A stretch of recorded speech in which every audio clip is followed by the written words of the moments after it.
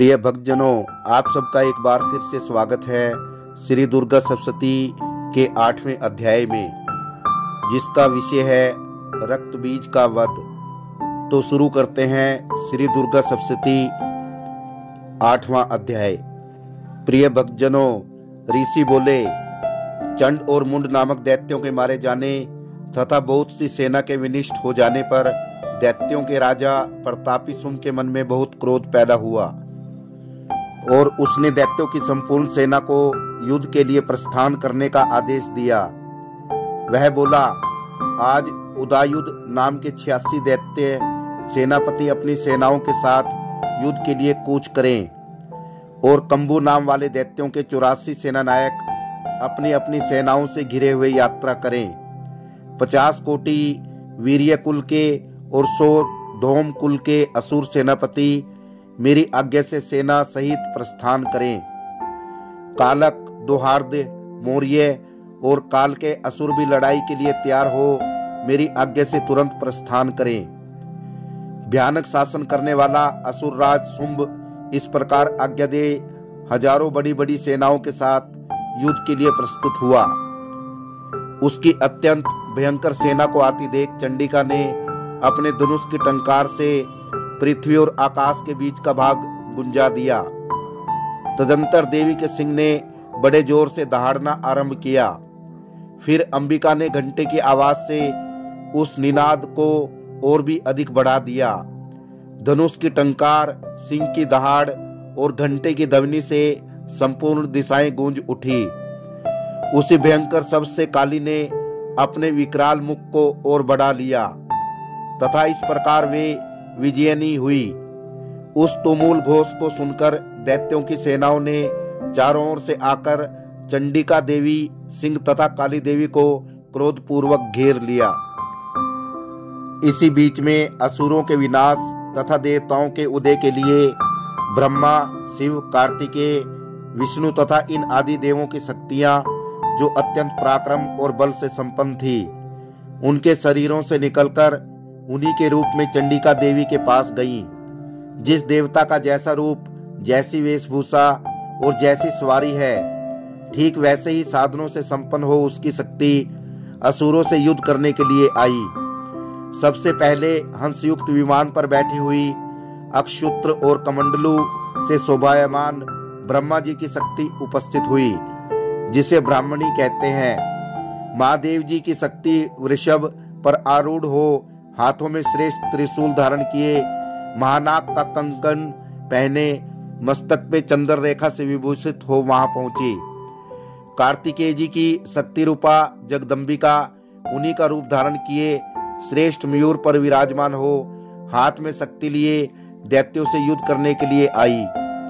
इसी प्रकार भगवान विष्णु की शक्ति गरुड़ पर आरूढ़ हो शंख, चक्र, गदा, धनुष तथा खड़ग के धारण किए वहां आई।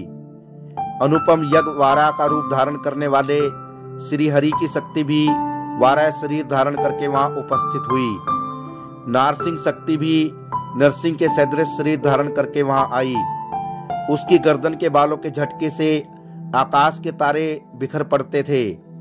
उसी प्रकार इंद्र की शक्ति वज्र हाथ में साधे गजराज ऐरावत पर आसीन हो आई।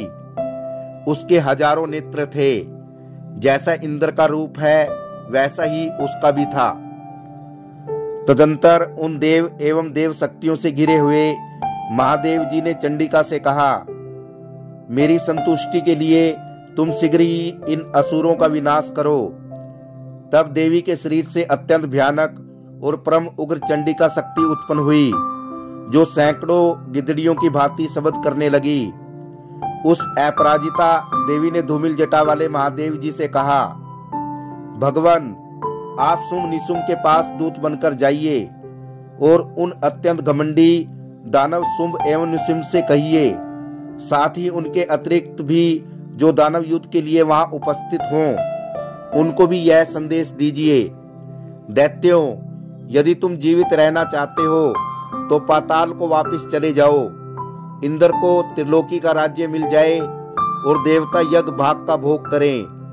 यदि अपने बल पर घमंड से चूर तुम युद्ध करना चाहते हो तो आओ, मेरी योगिनियां तुम्हारे कच्चे मांस से तृप्त हों, क्योंकि उस देवी ने भगवान शिव को दूत के कार्य में नियुक्त किया था, इसलिए वह शिवदूती के नाम से संसार में विख्यात हुई। भगवान शिव के मुंह से देवी के वचन सुनकर वे महादैत्य भी क्रोध से भर गए और जहां कात्यायनी विराजमान थी उस ओर बढ़े।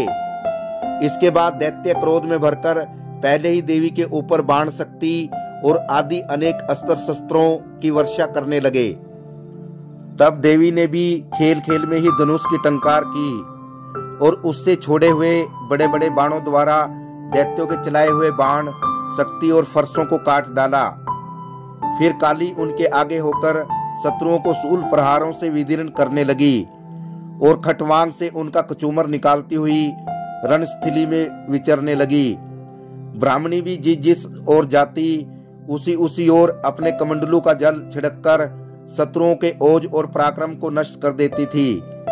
माहेश्वरी ने त्रिशूल से तथा वैष्णवी ने चक्कर और अत्यंत क्रोध में विहल हुई कुमार कार्तिकेय की शक्ति ने दैत्यों का संहार आरंभ किया। इंद्र शक्ति के प्रहार से आहत हो सैकड़ों दैत्य दानव रुधिर धारा बहाते हुए धाराशायी हो गए। वाराही शक्ति ने कितनों को अपनी थुथुनू की मार से नष्ट किया, दाढ़ों के अग्रिम भाग में कितनों की छाती फाड़ डाली तथा कितने ही दैत्य चक्कर की चोट से विदीर्ण हो गए। नारसिंगी भी दूसरे महादैत्य को अपने नखों से विदीर्ण करके खाती और सिंहनाद से दिशाओं एवं आकाश को गुंजाती हुई युद्ध क्षेत्र में आबाद विचरने लगी। शिवदूती के प्रचंड अट्टास से अत्यंत भयभीत हो कितने ही असुर पृथ्वी पर गिर पड़े। उन्हें शिवदूती ने उस समय अपना ग्रास बना लिया। इस प्रकार मातृगणों को मरते देख दैत्य सैनिक भाग खड़े हुए। मातृगणों से पीड़ित दैत्यों को युद्ध से भागते देख रक्तबीज नाम का महादैत्य कुपित हो युद्ध के लिए आगे बढ़ा। उसके शरीर से जब रक्त की बूंद पृथ्वी पर गिरती तब उसी के समान शक्तिशाली एक दूसरा महादैत्य पृथ्वी पर पैदा हो जाता। महाअसुर रक्तबीज हाथ में गदा लेकर इंद्र शक्ति के साथ युद्ध करने लगा। तब इंद्री ने अपने वज्र से रक्तबीज को मारा। वज्र से घायल होने पर उसके शरीर से रक्त बहने लगा और उससे उसी के समान रूप तथा बल वाले योद्धा उत्पन्न होने लगे। उनके शरीर से खून की जितनी बूंदें गिरी उतने ही दैत्य उत्पन्न हो गए। सब रक्तबीज के समान ही वीर्यवान, बलवान तथा पराक्रमी थे। वे रक्त से होने वाले दैत्य भी अत्यंत भयंकर अस्त्र शस्त्रों का प्रहार करते हुए मातृगणों के साथ अत्यंत घोर युद्ध करने लगे। पुनः वज्र के प्रहार से जब उसका मस्तक घायल हुआ तो उससे रक्त बहने लगा, जिससे हजारों वैसे ही पुरुष उत्पन्न हो गए। वैष्णवी ने युद्ध में रक्तबीज पर चक्कर का प्रहार किया तथा इंद्री ने दैत्य सेनापति को गदा से चोट पहुंचाई। वैष्णवी के चक्कर से घायल होने पर उसके शरीर से जो रक्त बहा उससे उसी के बराबर आकार वाले हजारों महादैत्य प्रकट हुए। उनके द्वारा संपूर्ण जगत व्याप्त हो गया। कुमारी ने शक्ति से, वाराही ने खड्ग से और महेश्वरी ने त्रिशूल से महादैत्य रक्तबीज को घायल किया। प्रिय भक्तजनों, इस प्रकार उस महादैत्य के रक्त से प्रकट हुए असुरों द्वारा संपूर्ण जगत व्याप्त हो गया। इससे देवता आतंकित हो उठे। देवताओं को उदास देख चंडिका ने काली से शीघ्रता पूर्वक कहा, चामुंडे, तुम अपने मुख को और भी विस्तृत करो तथा मेरे शस्त्रपात से गिरने वाले रक्त बिंदुओं को, उनसे उत्पन्न होने वाले महादैत्य को तुम अपने इस उतावले मुख से खा जाओ। इस प्रकार रक्त से उत्पन्न होने वाले महादैत्यों का भक्षण करती हुई तुम रण में विचरित रहो।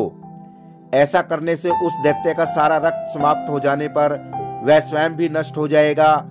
उन भयंकर दैत्यों को जब तुम खा जाओगी तो दूसरे नए दैत्य उत्पन्न नहीं हो सकेंगे। यूं कहकर चंडिका ने शूल से रक्त बीज को मारा और काली ने अपने मुख में उसका रक्त ग्रहण कर लिया। तब उसने चंडिका पर गदा प्रहार किया, किंतु उस गदापात से देवी को तनक भी वेदना नहीं हुई। रक्त बीज के घायल शरीर से बहुत सा रक्त गिरा, किंतु जो ही वह गिरा त्यों ही चामुंडा ने उसे अपने मुख में ले लिया। प्रिय भक्तजनों, रक्त गिरने से काली के मुख में महादैत्य उत्पन्न हुए। उन्हें भी यह चट कर गई और उसने रक्तबीज का रक्त भी पी लिया। तदंतर देवी ने रक्तबीज को, जिसका रक्त चामुंडा ने पी लिया था, वज्र, बाण और चक्कर आदि से मार डाला। इस प्रकार शस्त्रों के समुदाय से घायल एवं रक्तहीन हुआ महादैत्य रक्तबीज पृथ्वी पर गिर पड़ा और मृत्यु को प्राप्त हुआ। इससे देवताओं को अत्यधिक हर्ष की प्राप्ति हुई और देवतागण उन असुरों के रक्तपात के मत से उद्यत होकर नाचने लगे। प्रिय भक्तजनों, इति रक्तबीज वध नामक 8वां अध्याय समाप्त।